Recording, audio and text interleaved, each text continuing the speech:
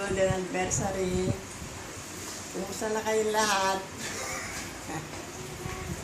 Nagpapasalamat ako na inabot pa natin ang ganitong anibersaryo ng kapilya sa loob na 50 taon. At nagpapasalamat ako sa Panginoon na nakasurvive tayo ng ganyang katagal. At nagpapasalamat din ako sa mga taong nakakasama namin sa pagpunta dito sa kapilya. At nagpapasalamat din ako sa mga pastor na nakilala ko at mga lahi kong nakilala ko dito.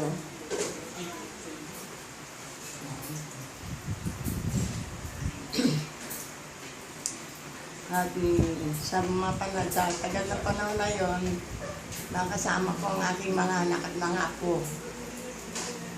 Naway, tumagal pa ng maraming panahon ang mga nananambahan at dumami pa ng marami ang mga miyembrong maka-attend dito sa church nito. Yun lamang po, salamat. Muli, happy golden anniversary sa inyong lahat.